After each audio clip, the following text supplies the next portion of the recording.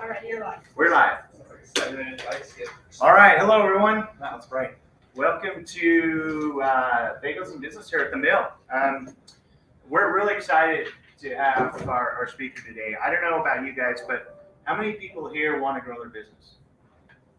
Okay, perfect. That's good that all of you raised your hand, and hopefully you guys online did as well. One of the things that is important when you, particular early stage companies and companies that are starting to get into revenue, is you really need two really important things to grow your business. Number one is you need money. Okay, we all know that. Number two, though, you gotta have a process, because no amount of money is going to help you with your processes as you grow and scale and bring things in your business. So we're going to talk about how to bring that in today with our guest speaker, Robert Bell. So I'm going to introduce Robert Bell, founder, co-founder, advisor, partner, coach. The guy's been around. If you've never met him, make sure you meet him. He's online. He's LinkedIn. He's very active. Currently, he's runs the day-to-day operations of Ideaship Fund as a venture capitalist. His background is in mechanical engineering. He started out in oil exploration and transferred over to the University of Utah, where he was in the energy commercialization, one of the youngest investigators for that program. And in addition, he's really, he was the founder of Sustainable Startups, which I know you guys have heard of. And also he runs the Million Cup program here in Utah. So, and among that, he does a lot of other things. But I'm gonna let you talk, Robert. So everyone, Robert. Thanks, Jeff.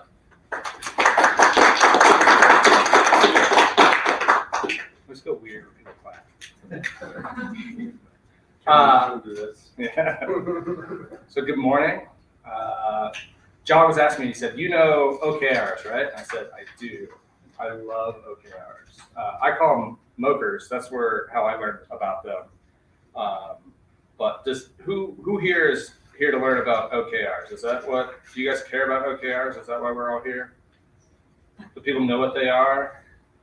No. I'm lost on that. Okay, that's great. Yeah, so just try to figure out where we're starting. So OKRs is, it's more known recently because big tech companies adopted them. OKRs were sort of invented by a guy named Andy Grove back at Intel in the mid-'80s. He wrote a great book called High Performance Output. I need copies, but Andrew Grove's got a great book on it that was sort of like the beginning of this. John Doerr is the one that popularized it. John Doerr took it to Google. There was like 20 people using it at the time. Melissa Mayer started doing it. She took it to Yahoo. So it kind of grew in popularity from that. John Doerr wrote a book called Measure What Matters, like maybe in 2018. That is pretty good. That helps describe it. I don't like it as much because it's a lot of examples. It's really big company examples. And so when I teach this to entrepreneurs, it's like, well, what do me and IBM have in common? So I teach it differently, but I love the framework and I think it's really powerful. And so that's what I'm here to do today. I try to make it interactive, but there's also a bunch of stuff to cover. So we can go either really casual. I built this book. So I built an entrepreneurship training program and sold it to a bank that said, we really love this. We'd like to use it in other places. And so I took it to places with underserved communities in Texas and Louisville, and a bunch of people didn't have computers. And so I was trying to teach them, but everything I'd done had been like with Google Docs and online and with people that had access to technology. So I started building these little worksheets. So if everybody's got one, if you don't, there's more by John, he just came in. But you can learn pretty much everything I know about trying to get to a productive MOKR by reading through that thing and like filling it out. And maybe we'll do some of that today, but if we don't, you have it. They're not complicated. They're real simple. I could go to one slide and teach you how to use an OKR and what it is. So that's the good news. The rest of this, and the reason I love it is like the framework for an OKR is simple. The hard part is dealing with ourselves or the people around us or operating and communicating with each other about it. is you can use one for yourself. Some are really big teams, right? Google uses them where everybody has them, they publish them, and everybody has access to them, so you can see what the CEO is working on for that quarter. You can see, so everybody, it's very transparent and open, and it creates a really interesting culture. So the hard part's not the document itself. The document, and there's lots of online videos for these things. I've got a couple that I think are great. So they're just really simple, but almost like mind-boggling, frustrating for people to get through and do and manage, mostly because it brings up questions you don't have answer to, and that's hard. Is that book High Output Management?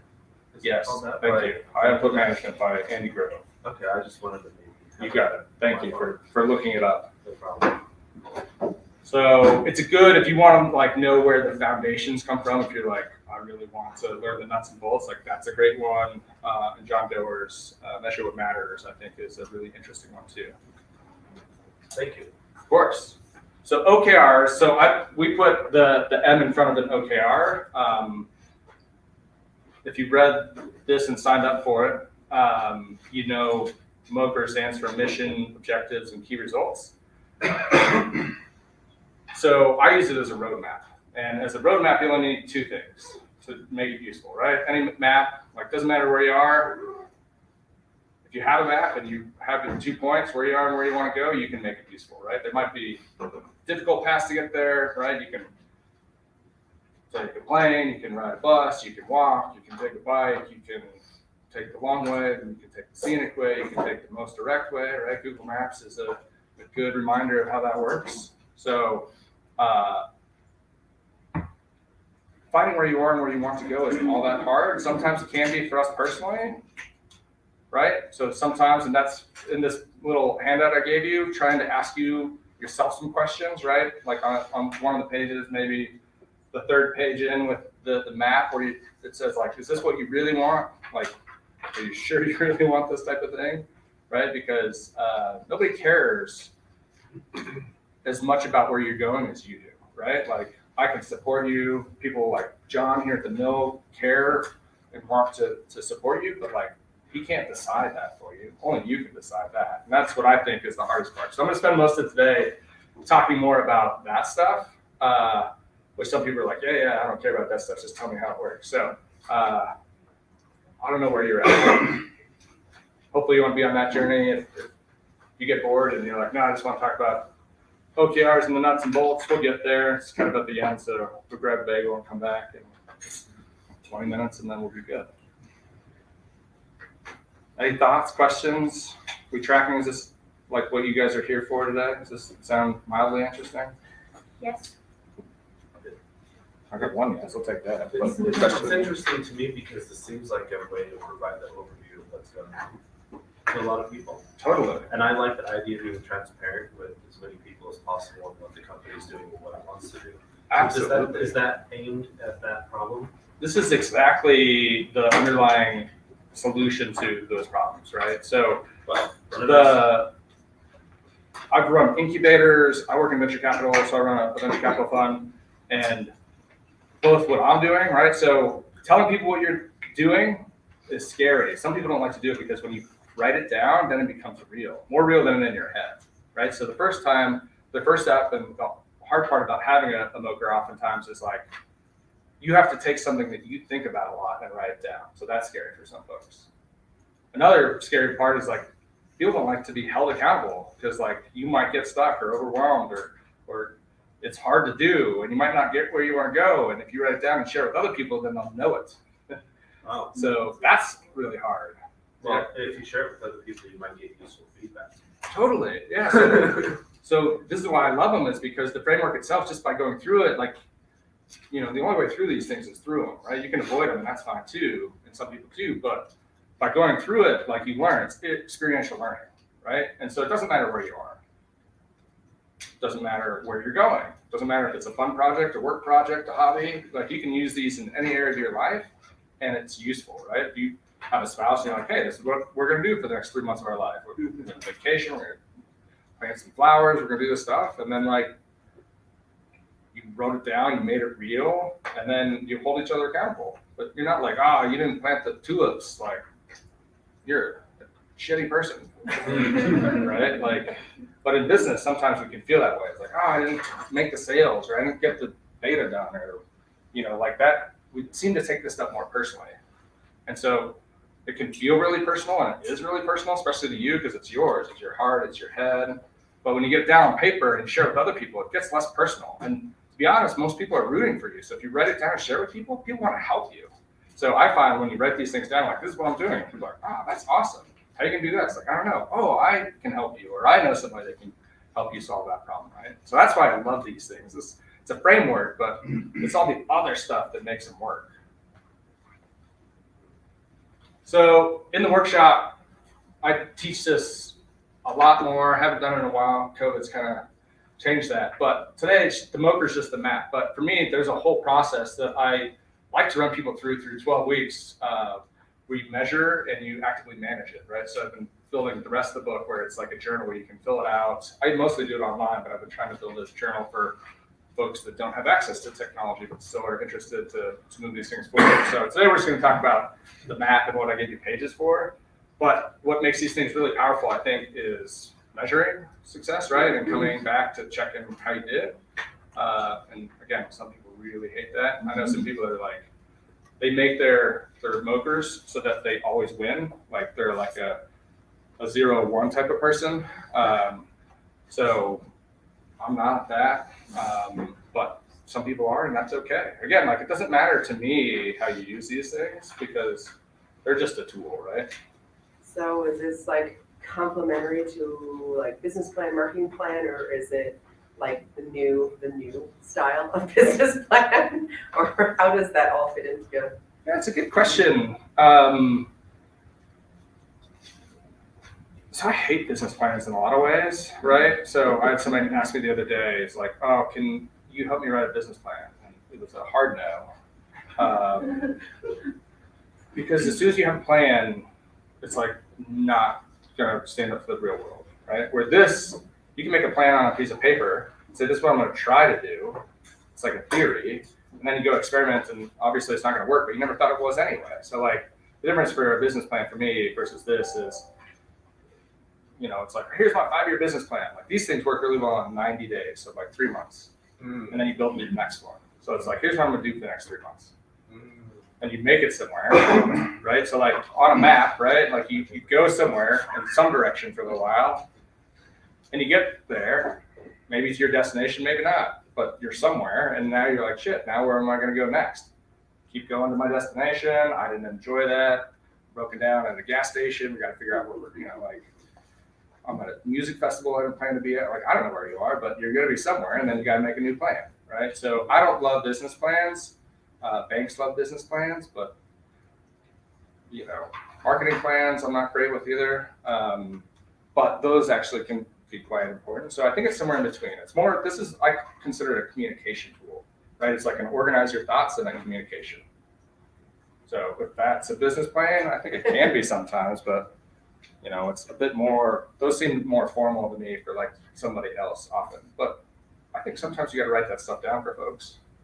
I think that your business plan is a continuously shifting and moving thing that changes as you're getting into clients or whatever. And this sounds like a way to like put it into words of what it is. Is there such with this ideology to have a rolling MOKR? Does that ever enter the picture? I call it episodic. It's got to be 3 months. Yeah, episodic. Episodic. And so I know some people that have like MOKRs from like years back and they're looking like, oh, remember when we were here? Like that was tough or like interesting, right? Or like funny enough, like some people have the same MOKR over and over again because they just, again, are having like, it's a more an idea than it is like an action. So I think it's fascinating. Some people collect them and look at them and it's part of measuring and managing is looking at them. And so we'll talk about how they work in the period. I've got a slide in a little bit to talk about that, but yeah, they're episodic. Connect with me on LinkedIn. I'm around. I've been doing a bunch of stuff. Well, like I said, for me, it's a framework, right? It's not even like do it this way. A framework is like a structure that you use, but you got to make it work for you. right? So I'll teach you how they work, but you can use it my way, but you can also change it because it's yours, right? Like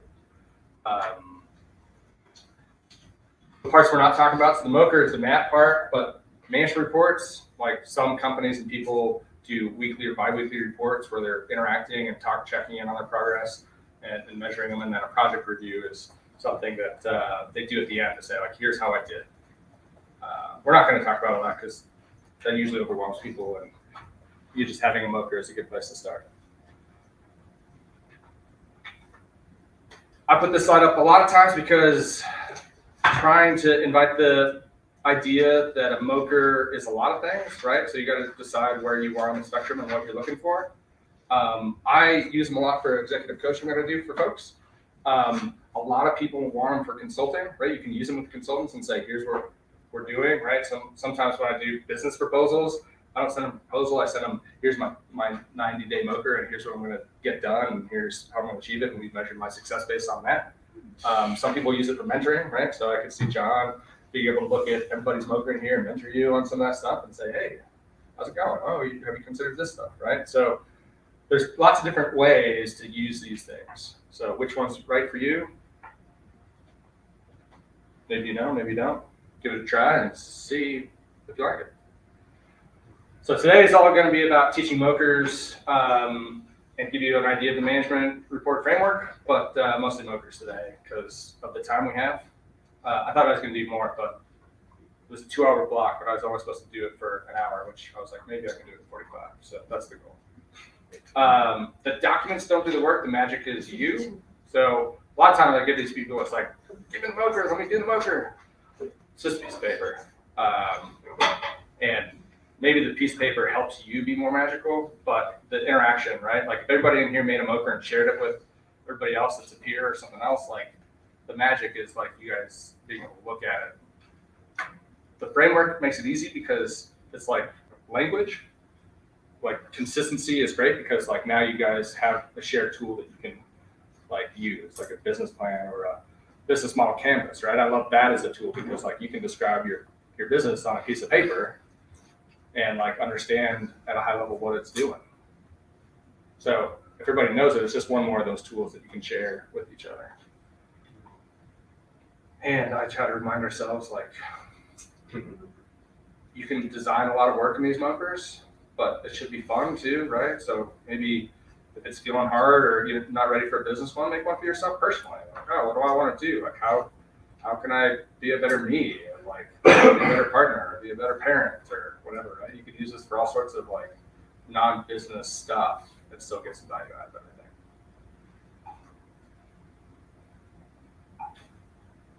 This is a tough concept.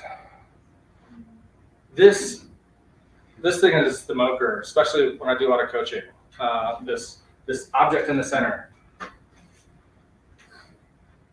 because it depends on your perspective, right, and where you're standing and what experience you have, how you're going to see it, right? Because I look at somebody's MOKR and whatever I see is going to be different than what somebody else sees. So I've seen, especially in group settings and group coaching, because like I'll run this through an incubator and everybody will be like, oh, you're doing it wrong, right? Like a good idea for me is you're talking about whether you're doing it right or not is comes through language.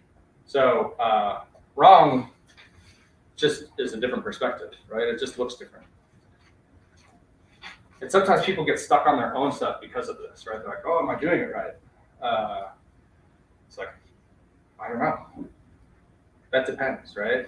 So part of it is, especially if you're looking at others or, a reminder to be kind to yourself, but a lot of us forget like the language we create. Like sometimes the words you write down in your MOKR, like, hey, I want to build a successful business, is inventing an object, right? It's like it's changing your own perspective to stand in a different area to say, this is what I want to do, right? You might be used to looking at the world and like, business is hard. Yeah, sure, maybe, right? Business is easy. Like, both can be true. MOKRs suck. Yeah, they do. MOKRs are everything, right? Like, I don't know. I don't care. But the hard part with this stuff a lot of times is like both are true all the time, and it's more a you problem, right? And feeling stuck because if you can't see the other perspective, that means you're stuck with where you're at, and that's okay. Like we all get stuck. and changing your perspective on things is hard. So as you're going through it, like if you feel stuck, I feel stuck when I make a MOKR. It's way easier to look at other people's MOKRs and help them with theirs than it is to do my own. I've been doing this for a decade. It's still hard. So if it's hard for you, that's okay. Like that's normal. Like we all get stuck, and I share mine with other people who get unstuck too. So a little bit of the logistics of the map. We're still going to talk a little bit more mindset before the logistics, but now we're going to move into you thinking about your actual MOKR. I don't know if this is true or not, but this is my experience of it. Doing stuff isn't that hard. I don't know, like I've got to-do lists every day and do them. There's a great book called Eat the Frog, right? Do the hard stuff first. When I have a to-do list, I can usually get through it pretty quick. But the things that I avoid for reasons like printing that thing last night. I just did not want to do it. I did it like this morning at like 1 a.m. After doing a bunch of other stuff. Just because like there was some emotional stuff, there was like a couple imperfect things about it that I had wanted to fix before I printed it. Because it's been a while since I've done this, and I just didn't want to do it. And I don't know why I didn't want to do it. Felt like a lot of work. I don't know, but dealing with this stuff is way harder than doing the actual stuff. And your MOKR, what's your name? David. David. As David brought up, is like sharing this, right? And having it and writing it down, like that's the hard part, right? All the stuff in your head. Once you write it down and doing it, there's still gonna be hard stuff, but those hard things usually point back to this thing. And if you have it out and you share with other people, it gets right? Because like it's never hard. Like the thing you find hard isn't hard for other people. When you bring other people into this, it's like you force yourself to think out, or you maybe even think collectively what you're doing. So this seems more like it would be useful as a collaborative. Totally. Fair. Yeah, it's like a group support tool too, right? So what I love doing this is in a group setting over 12 weeks, because like people are like, oh, you need to teach me. I'm like, I'm just one of everybody in the room. Like I have nothing more to offer you than anybody else. And oftentimes your own experience in the thing that you're good at doing is really valuable to somebody else. You just don't have, we all have different shared experiences. So if nothing else, if you guys dig MOKRs by the time you're done, make one and share it with somebody here, right? Like find a buddy. If you don't have a buddy, share it with me, share it with John. Like totally fine. But I think you'll find a lot of support in this framework just by having it written down and sharing it with somebody. Don't want to share it with us, share it with your partner or kid, hang it on your fridge, right? Like, so what is an actual MOKR? Again, mission, objective, key results. So the mission is the where. Where are you going? Where are you now, right? So a lot of people say, I know where I'm going. I'm going to Disneyland, right? We can all get to Disneyland, but depending on where you are, changes a lot, right? I'm in Salt Lake City currently. Have much stuff going on, right? Financially, emotionally, physically, right? Somebody else might be going to Disneyland, it might be a couple miles away. They could walk, right? Or you might be talking about, I don't know, Euro Disney, which is not as easy to get to maybe, right? So like on a map, where you want to go is important, but where you are and being realistic about that is also important. So it's a little easier to do with like a physical location, like you can use GPS and modern technology to like figure out where you are in the world. Maybe not as easily emotionally or like where you are with your business, right? So I do a lot of coaching with kids, and I oftentimes like get down to their actual level, especially if we're having like a difficult conversation, right? Because like meeting people where they're at, is a really strong tool.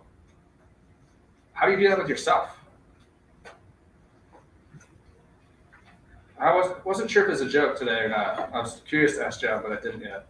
But in the elevator ride up, it was called the meditation room. And I was like, is this a weird, cruel joke or like an actual thing people do here? Like, I'm really fascinated. So I tried to meditate on the way up really. And then I thought the elevator was going to get stuck. So I don't know if anyone else is. I went from like, this is really peaceful to like, oh my God, we might be in here for a while. But I find one place to meet myself where I'm at is meditation. Like some people do it through exercise, some people do it through other things, right? But oftentimes, what makes this hard is where you are, like your emotional and maybe your physical state. So in fact, if everybody would, like, what I hate about classrooms is like everybody's sitting, and that's like not good for our energy and for creativity. So if you would just stand up and high five it's COVID. If you're not comfortable high fiving people, it's cool. But do something, stand up, like just by changing like your elevation, like your heart. So some of the things we take for granted, I think, is there's things happening inside our bodies that we can't see.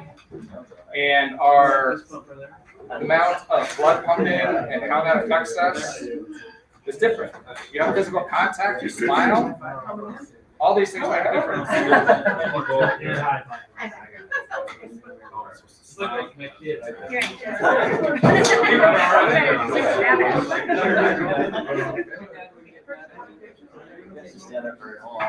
Perfect. All right. Tell me. One.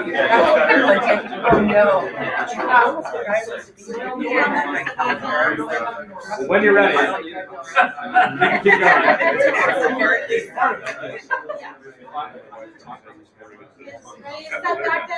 You guys ready? Oh, no. I have a question. Shoot. You talk about the 3 years kids. What's the difference between 3 years kids and the kids of our age? Sorry, say it again. You talk about your question the 3 years with little kids, right? Yes. Did you mention the age? Maybe 3 to 10 years, something like that. Yeah. What's the difference between those kids and we, the kids? I don't think there is a difference. There isn't any.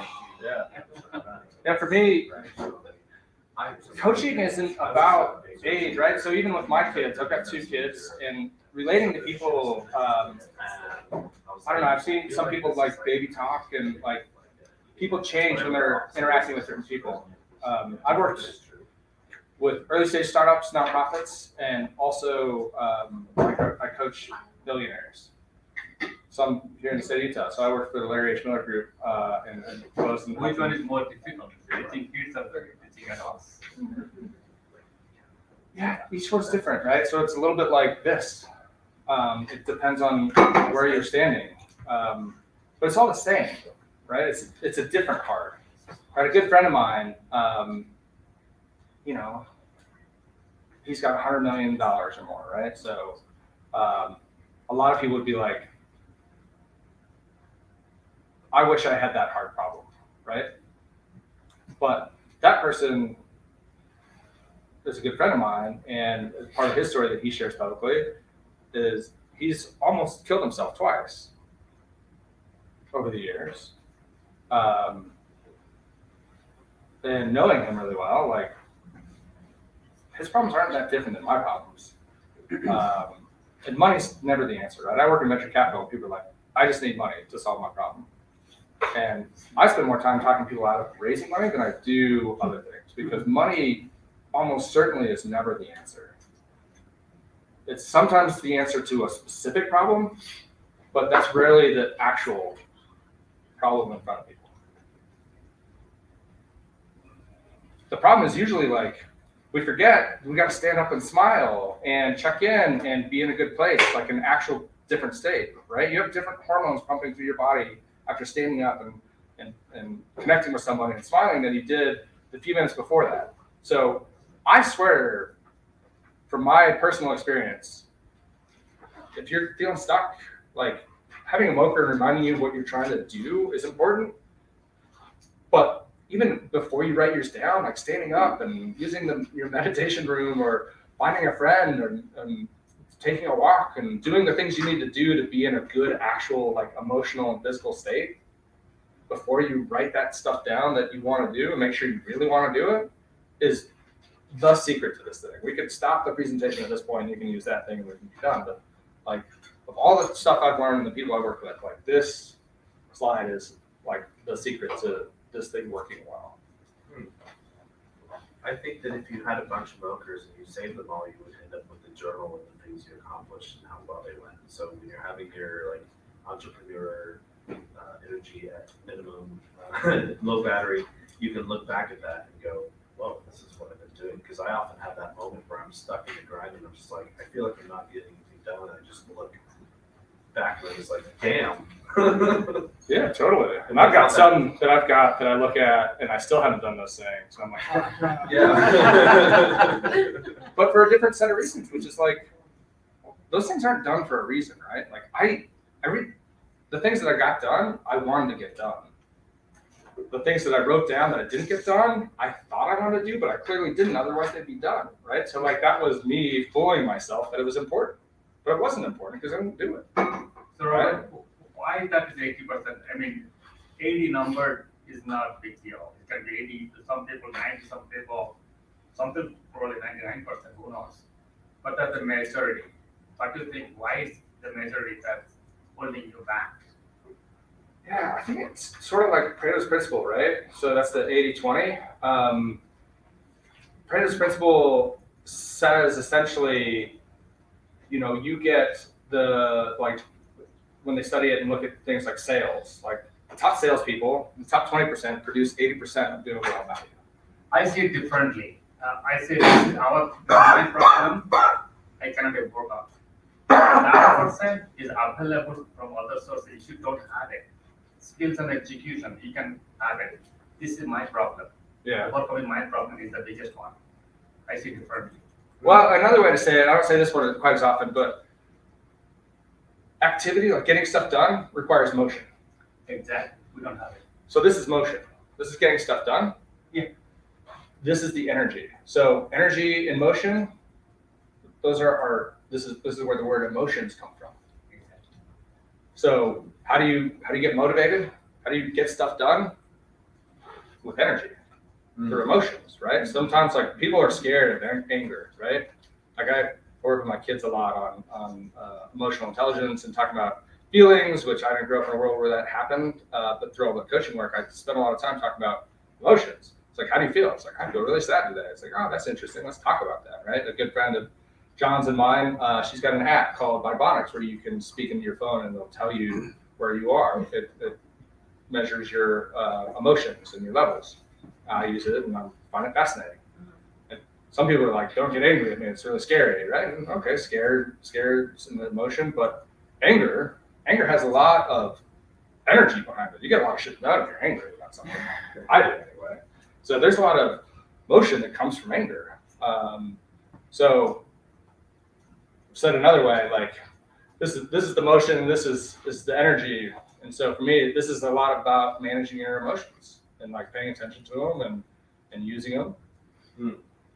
I think that if it was always 80%, like it's like nobody would continue. But in reality, it's like it starts out at 80% and it starts shrinking because you're on autopilot of managing all the emotional roller coaster that goes on, or you get better at it, right? Yeah, that's a great way to think about it. And again, using that energy, right, that emotion, you're angry, but at some point, right, like you're less angry and then you've got less motion out of it, right? You sort of get through that. Same thing with that. I don't know. I mean, I could spend more time talking about emotional energy and management than MOKRs, to be honest. But just know that it's important, right? And like an easy way to deal with it is to stand up and do some jumping jacks, listen to some music, right? So if you're feeling stuck on your MOKR or like on a task, like stand up, take a quick walk, listen to some music, like generate some of that energy to get back into motion. I'm sorry, I'm not trying to steal your thunder. You're good. But when you go to take that walk, then you probably work out the idea in your head on accident. So Yeah. that's an extra benefit. You got to walk in, you got the idea figured out. Yeah, I'm the same way. It happens, and that's a good reason to it, right? Like if nothing else, cognitive bias, recency proof that it works. So trick yourself into knowing. So for a lot of people, SMART goals came out before OKRs did, and they're sort of similar but sort of different. When you're thinking about your SMART, when you're thinking about your OKR, I encourage you to think about SMART, which is specific, measurable, achievable, realistic, and timely. realistic is a little vague sometimes, because you got to push yourself to do things, right? Otherwise, like, you don't know how far you can go. But a lot of people say, like, I want to lose weight. So, cool. That's more specific. I could measure it. I don't know if it's achievable, at least for me, based on things I do in my life, but it's missing a bunch of the stuff to make this helpful, right? People want to support me in losing weight, or like, I want to grow my business. Like, cool. And nobody's going to say, like, don't do that. But if you don't say, like, I want to lose 10 pounds in the next 10 weeks, 10 days, 10 hours, right? So, like, people's willingness and their response to what you're trying to do is going to change based on some of these things. I want to lose 1 pound. Like, if you can't measure it, how do you know if you're successful, right? I want to lose weight. Like, do I look like I lost weight today? It's like, yeah, you look great. I'm like, sweet, right? Like, business works pretty well because there's usually stuff we can measure, right? Revenue is a real easy one, but also the elusive one. So a lot of people spend a lot of time measuring stuff that's not revenue. Okay. You can do that too, right? Like, I'm not here to tell you how to do it, but I am telling you it's helpful when you're making a MOKR to make it specific, measurable, achievable, realistic, and timely, right? What I like about the MOKR is it working in 90-day cycles is like, it's barely timely. You got to come up with something, and if you missed it or didn't get there, good news, here it comes again. I do a weekly event for entrepreneurs on Wednesdays, and like, shit, it's Wednesday again. It comes every week. So MOKRs are sort of the same way. I'm like, oh god, it's time for another MOKR, but good and bad, right? Say it again. What's your events on Wednesdays? Who codes? Where do you host your Oh, events on sorry. Wednesdays? It's at Trolley Square currently, across from the Rodizio Grill. So Wednesday mornings, 9 a.m., open community, body coffee. So is that intentional to have it on Wednesday?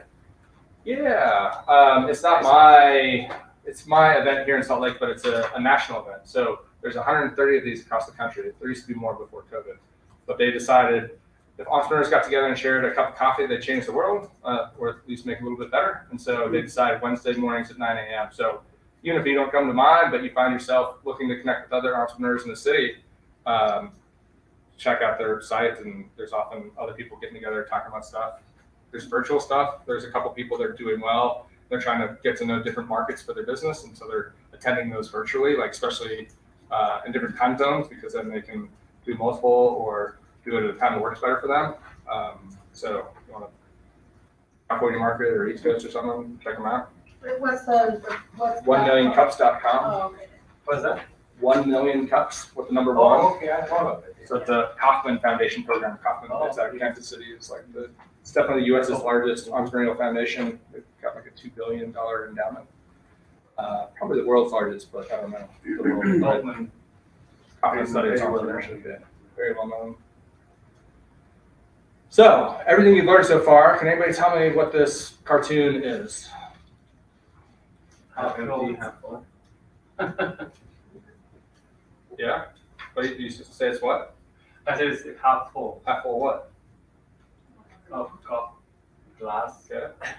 Anybody else? I heard another half full over here. I don't know if it's dated or something else, but everybody think it's half empty? It's your truth, right?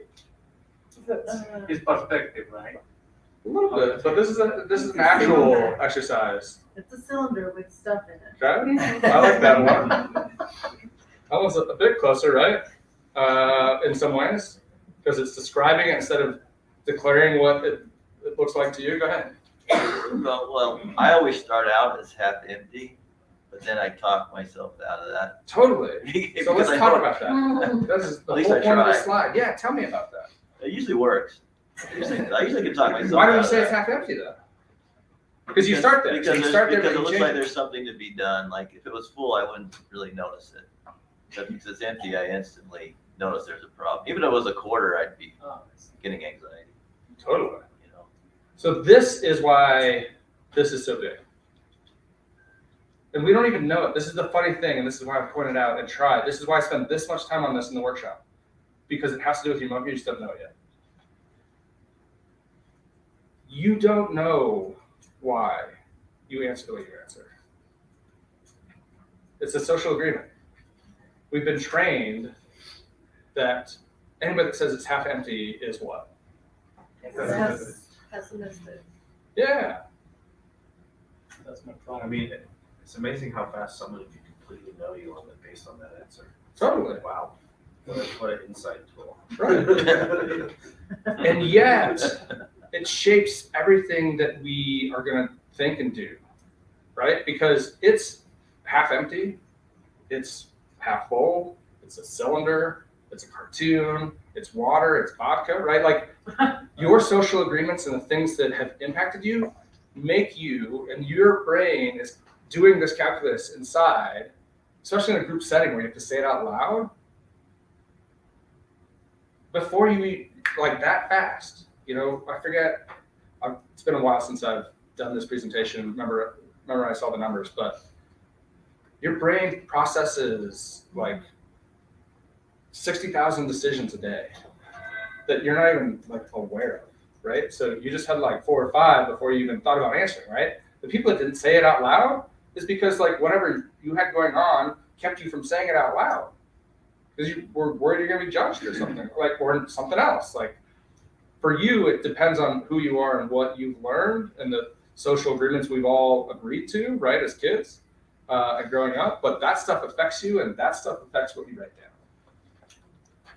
So part of this is to help you think about that, to remember this, so that you might write different stuff down, and you might be kinder to yourself, or be open to the fact that the thing that you would normally write down isn't necessarily the thing you actually want to write down, right? Like, why do I have MOKRs that look the same way today that they did 3 years ago? It's because I thought,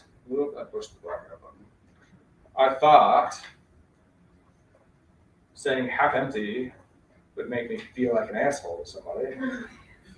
And that, right? So one of the reasons I swear in here, I do it, like, I wore a really crazy sweatshirt to a bunch of bankers I gave it to. This lady was beside herself because they're all wearing suits and ties. And it had a ton of colors in it, and I swear, partly, I mean, I swear anyway, but it really disarms people because you're making judgments about me based on how I say things and what I say, and whether you know it or not. And it's okay, right? Like, that's okay for me. But what's helpful for you is knowing that you're doing it to yourself in this simple thing right here, right? So the document's not hard. The things you're going through and the things that are happening in the background in your operating system, right? That's the hard part.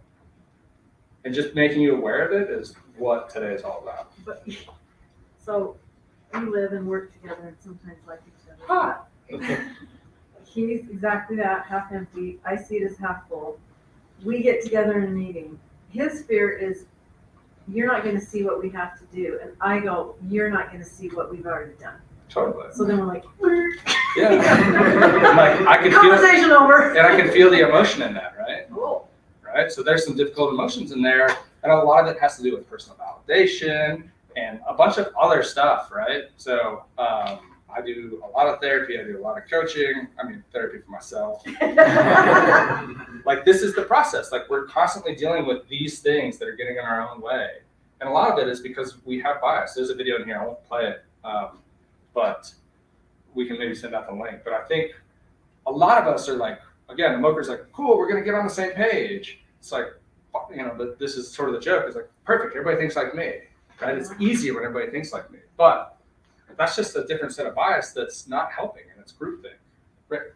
Yeah, I think the problem for me is, like, if I squint hard enough, I start seeing the cup full.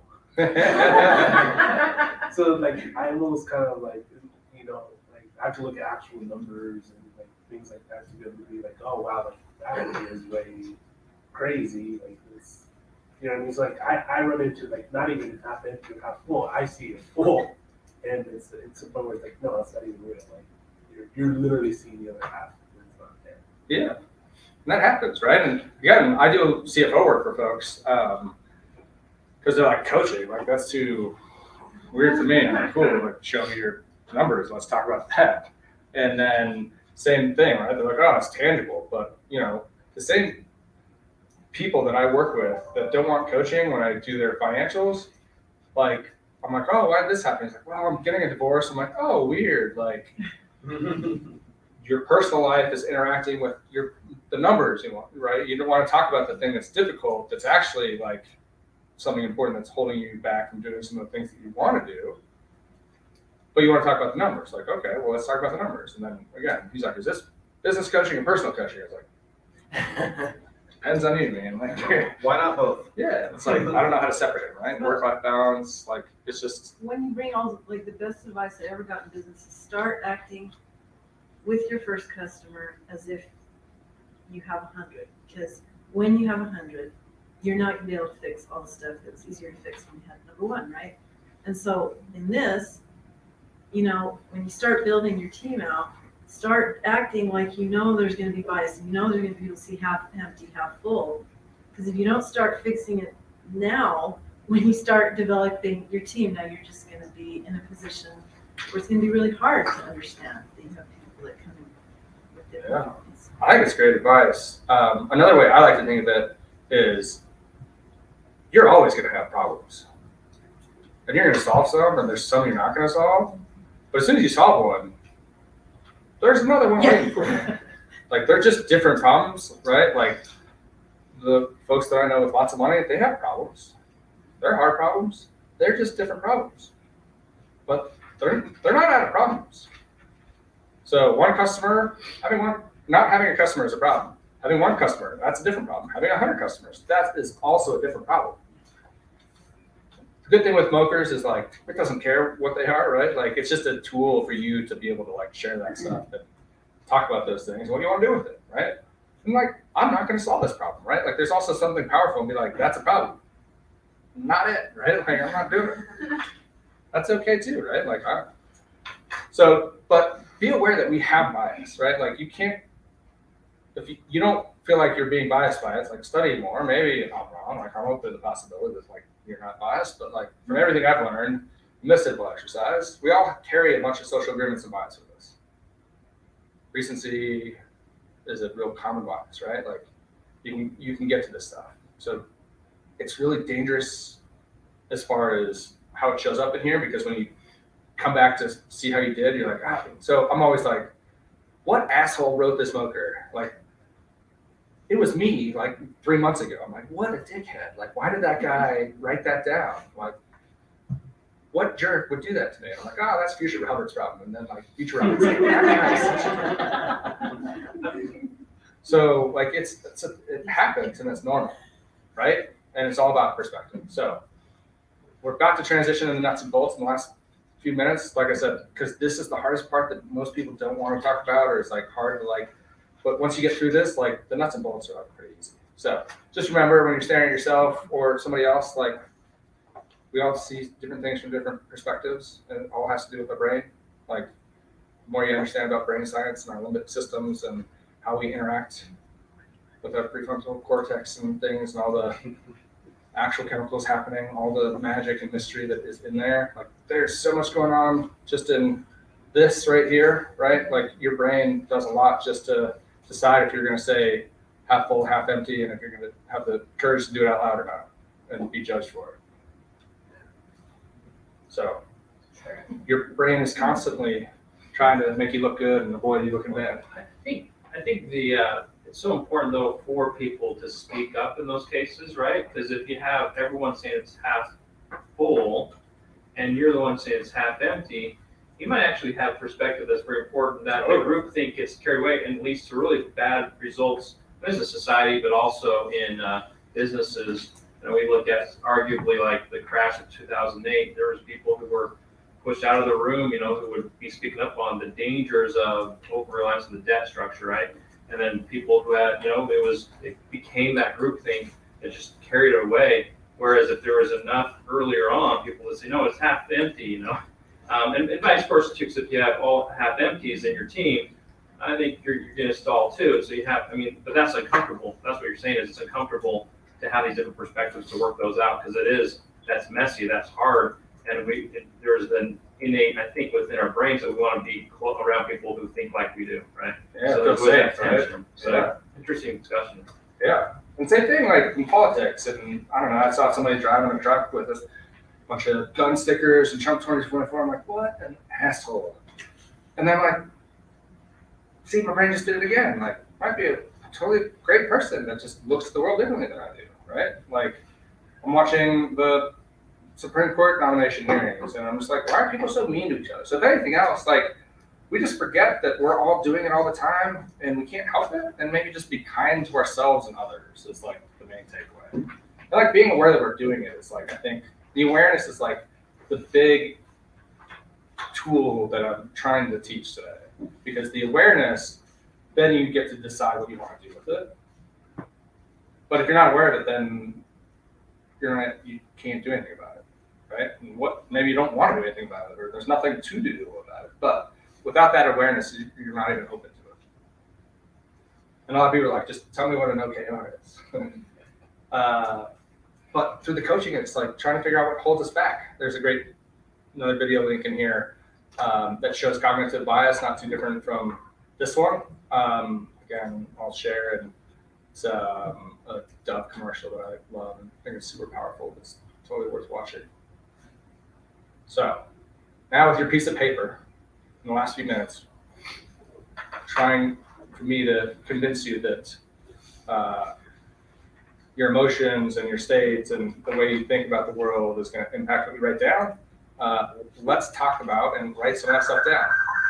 So the MOKR cycle we talked about, now we're in the nuts and bolts. It's like you can create a MOKR here.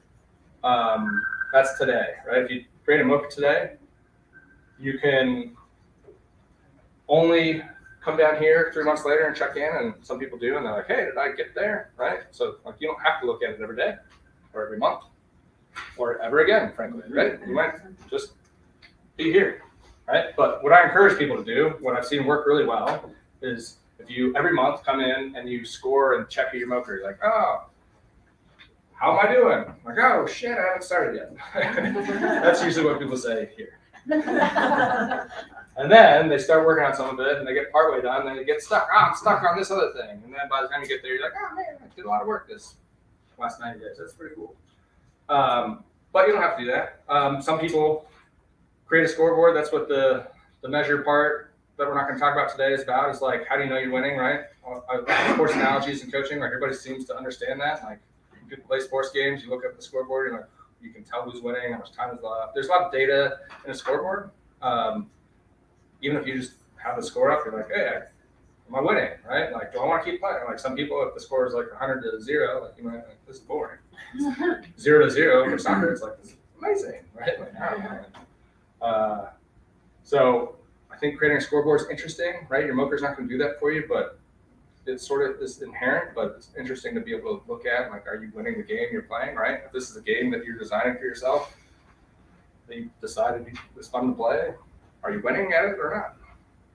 So you can create a scoreboard, and then some people use management reports and actively manage their MOKRs, right? So when I do this in a team and business settings, oftentimes that happens, but totally up to you. So if you're going to use a MOKR, these are the rules that I recommend starting with as a new user. Just don't change the formatting, because then it makes it harder for people to share and understand what you're up to. Usually if it's on 2 pages, like an 8.5 by 11, I made these little handouts just so you can goof around with. And I call it a 3x3 model. So 3 objectives, and under each objective, 3 key results. That's where I say start, and it's your MOKR, so if you want 2, but I know some people get in the habit of having like 7 and 12. That's a lot, and they're not being kind enough to themselves, right? So you might have a lot of things you want to do, but I think forcing yourself to think about a 3x3 model, like you'll learn something about yourself just by like, hey, this is really hard for me, or really easy, and like have that conversation instead of trying to change it. At least the first go around. By format, I'm sure you mean the physical format, right? Don't change the format. Yeah. And then you said you started using these as like a digital. I have a digital version. Yeah, Can you the share handout that? version is, yeah, I'm happy to share that. How do we get you? I'll send it to John. John will do it with everyone. I'll get it to you guys. So focus on value creation. A lot of people focus on activity, being busy. Like, hey, I got to do these things. But I would focus on the value you can create, right? Like anybody can do something. It's not about, right? The difference between activity and outcomes. a lot of people say like, hey, I want to be really active, right?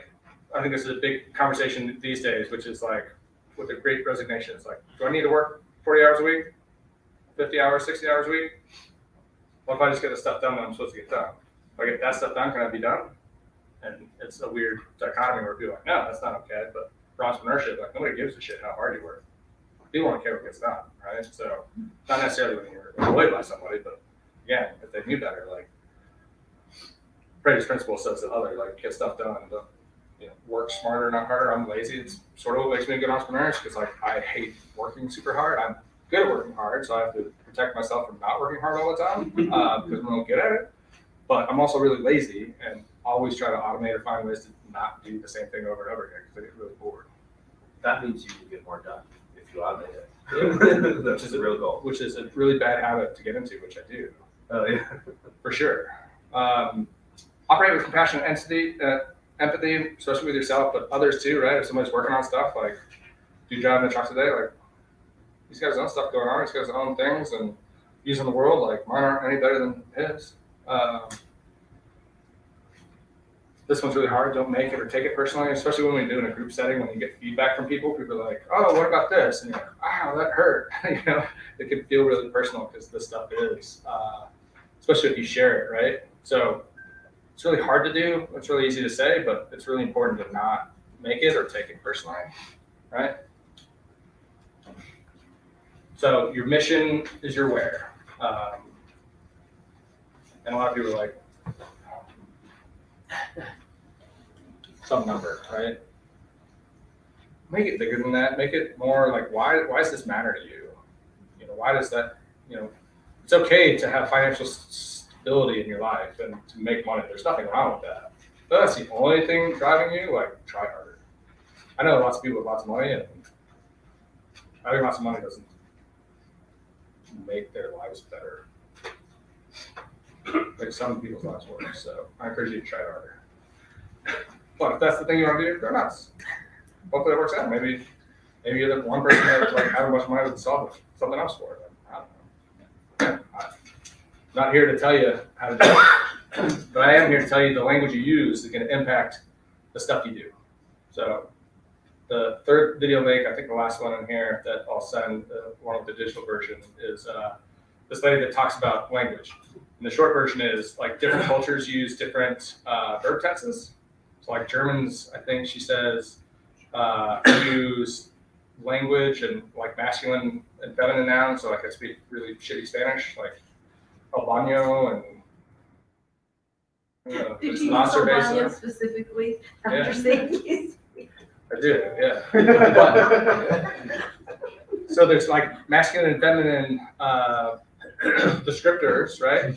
And so by that, we already describe things. So they did a big study, and in German, bridges have a masculine connotation, like el baño. And so when people say describe a bridge in German, they say, what are the characteristics? They say strong and tall and big and like these things. And if you say like a flower, people are like, oh, it's really pretty and other things.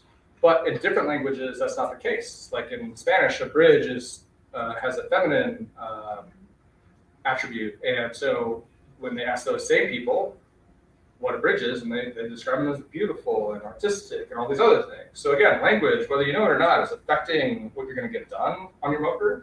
So just paying attention to it, like the verbs you use, right? So like I walk you through and try to say, like, pick a verb. Like, I'm going to make it. I'm going to do it. Like, I'm going to fabricate. Like you can use a lot of different verbs to describe the thing you're going to do, and the language you choose is going to impact the emotion and the energy that you're going to put into it or not. So think really carefully. Again, like maybe don't think very carefully the first time, but then when you go back and look at it, it's like, oh, is this really what I meant? Is this really what I want? Can I add kind of an interesting perspective? Please, yeah. So, like, speaking of verbs and whatnot, like, if you take an acting class, you're working with those things as well. Like, what is your objective, in the scene, so to speak? If you say, well, I want him to do that or whatever, like, how do you act that? That's not actionable. You can't You can't want on somebody, you can't make that. But if you say, I'm going to incense him, I'm going to, so that just goes along with more, maybe that helps you figure out what words are good. Like if you can make it happen, if you can do, you can't, I don't know, I want to be good. Like, how do you be good, right? So, if you pretend, if you were in an acting class, if you can act it, then you can, I guess quantify that a little bit more than, be good, right? Rather, I'm going to run over there and give him a hug or something that has more action to it. So like that's maybe a good way to think of your verbs, your action Yeah, I words. love it. I've done a little improv, but not done much, so I think it's a great way to think about it. So yeah, thanks for sharing. I love it. And again, you've got the paperwork in front of you, and I know we're kind of like at the time that I'm supposed to be at. So OKRs aren't complicated, right? What you're going to do are the objectives. A lot of people think of these as like, in the example of losing weight, like I'm going to lose 10 pounds, right? Like that's a lagging indicator. You don't find out if I lost 10 pounds until like later, right? Like I can't measure today if I'm successful at losing 10 pounds 90 days from now. So that's a lagging indicator. So your objectives are more like that. It's something you can measure. Like I want 3 clients that I'm producing, that I've sold this product to, right? Like you don't know if that's going to happen. You can't check today whether you're there. Maybe you can, and then if that's the case, maybe that's not an objective for you. That might be your key results, right? So your key results are often the how, the leading indicators. Like, well, how do I find clients? Well, I make 10 calls this week. I put out marketing this many times. I go talk to somebody, right? Like often these are the key results. Again, measurable. Making these things measurable can be hard sometimes, where it's like, oh, I'm just going to be busy, right? So the trap that a lot of people get into is like, oh, being really busy makes me feel good. And it does. Like we trick ourselves into feeling good that we're being productive by being busy, by doing stuff. But that doesn't mean that we're going to accomplish our objective, right? So the whole point of these things is like by doing the hows, the what's get accomplished, and our mission is achieved, right? So a road trip, right? Like if you want to make it to California, you can make a plan, you can know where you're going, you can talk about how you're going to get there, you can know that you're taking a car, right? But stuff's going to come up along the way, and you either got there or you didn't, right? Like you didn't end up where you want to go when you want to be there. Were you successful? Maybe, right? You might have missed the family reunion or the wedding or the other thing, but maybe that wasn't the point, right? Like your mission was like, I'm going to go have a good time experiencing life with a partner on the road for a week. Then like, yeah, doesn't matter where you ended up necessarily. You might have an idea, but like, doesn't matter where you are, you can still accomplish that objective, right? So that's the hard part for business because a lot of people are like, why am I doing this? And you don't know. And again, 90 days from now, if you do one MOKR, it might change. You might learn enough that you want to change it, right? So being open to the possibility that you want to be doing something different after you learn, right? Some people are like, no, I can't change my mind. Like this is what it looks like, and that's okay. But oftentimes the stuff we learn along the way informs the next set of stuff, and it's okay, at least from my perspective, to change your mind on that. So you've got the booklets, you can go through them. You've got questions, John will have access, but hopefully the booklets are straightforward enough that you can fill out your own first draft MOKR just by following the pages. You can skip to the end because they're not complicated. You could try it without any of the instruction and get there, I'm sure, but they're here for you. A couple of questions. Is there any software that you can fill out and that would facilitate? Surprisingly enough, there is a ton of software on this stuff. People built all sorts of things, and people still are. I don't love any of them. I like my online version, which I'm free to share. Again, Magic's not the document, Right. At least in my perspective, but some people like the functionality to be able to do it. And share. Yep. So Share. there's definitely some. I found out with these software that they're really, really complicated to start out with. So start out with the online version, and then if you want to get more complicated, you can move to those, but they can get really, really complicated. So that online version. And is- Monday, I mean, there's Airtable, there's just like, there's all sorts of things you can use to facilitate this, but I don't love any of the ones that people develop for them, but there's a ton. And then the other question is, are there like examples where people have gone through with different MOKRs that maybe entrepreneurs have tried Yeah, there's a using, ton online. and that you can see like results? Yep, there are, and there's a ton of videos, so there's, I mean, if you just Google OKRs, there's so much. One of my favorite ones is a little over an hour long that Google Ventures put on, that like walks through it and gives some examples. That's probably one of my favorites. What is John that? Doerr's, it's a Google Ventures link, I can shoot it to you. Okay. I'm sure it's still on the internet, but John Doerr's book, Measure What Matters, is like a ton of examples. I don't find them relevant because they're like really big companies and it's like, for example, it's like, this is the hard part, is right? Like everybody's like, oh, I want to see it, but like, it doesn't matter because it comes from you. Right. But pattern matching, like I get it, like again, happy to help. I've got some, I can, with the example, usually like the Google Doc when I send an example of mine that I made in 2017. But I look at it and I'm like, oh, why did I write that there, right? So So there is. I almost encourage you to make your own before even looking at anybody else's, and then like, again, even if you find one other person in here to share one with, and be like, what's yours look like, right? Like that's more valuable than like, the Google Venture thing is cool if you got an hour to kill, but the hard part is already like, what do you want to spend 90 days doing? And the examples aren't gonna help, I don't think.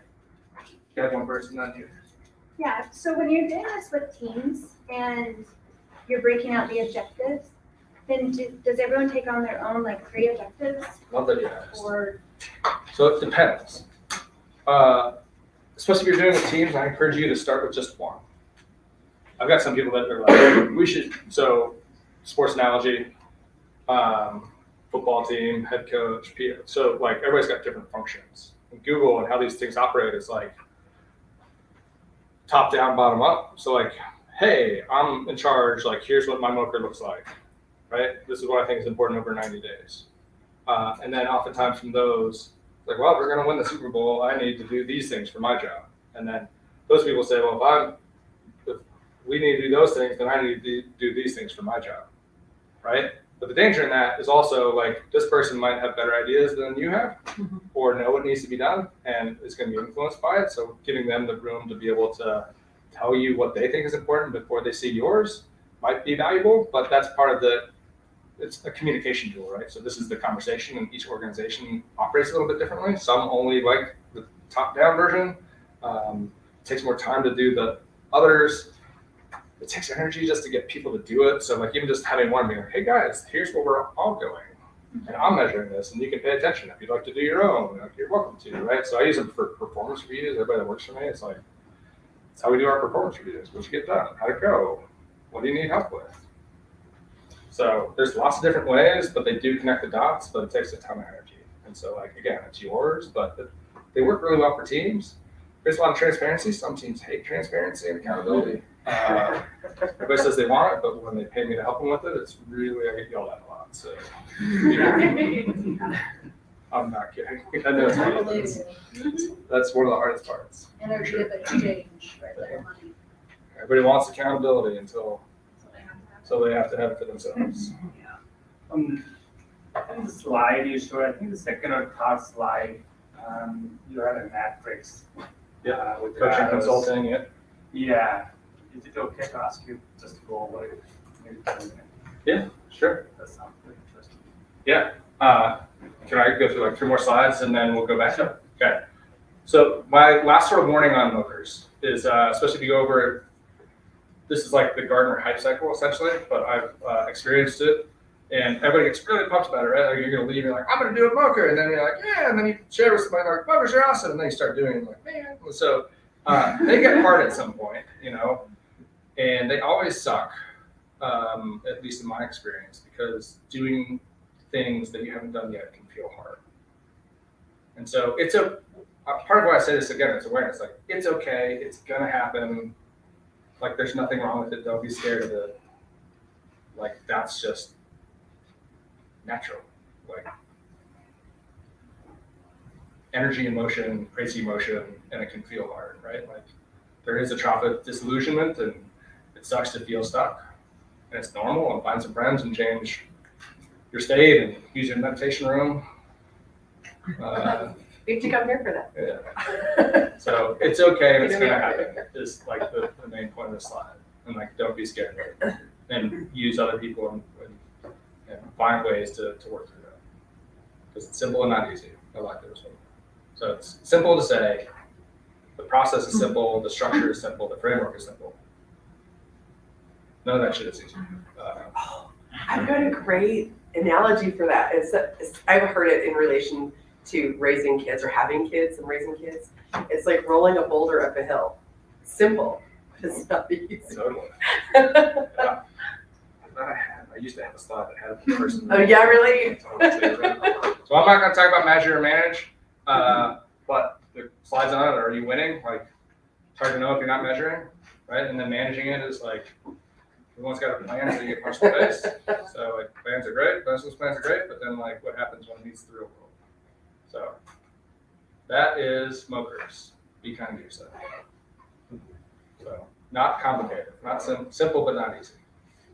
And happy to help people. John is too.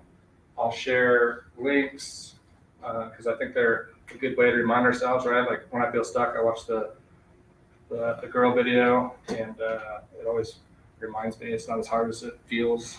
What would you want to talk about this one? I wanted to go over it again, but I think I lost it. Sounds interesting. So the matrix is mostly the different ways to approach it, right? So a consultant, like you usually hire a consultant or a consultant, somebody that sees a problem and they're telling you how to solve it. Oh, okay. Versus coaching, when I coach people, we focus on not the problem, but solutions, right? Outcomes, and helping you find the answer within yourself. So this is more like that matrix, right? And mentoring is somebody that's been there that might, they might be focused on the problem, but they're like, hey, well, what would you do in this situation, right? So this is more of the matrix of like problem and solution, is it active or passive, right? I'm like coaching you to help you find your own answer, or I'm like, no, man, like you just use a MOKR and like this solves your problem, right? Use this software, right? Or so consulting is a very like solution, like I give you a solution to your problem and you pay me for it. Like you're not asking me, I'm telling you. Coaching is the opposite, where it's like, you already have all the answers. You don't need me. You just got to find it within yourself. I just love this slide. I don't know what I got on MOKR, but I got this one for me.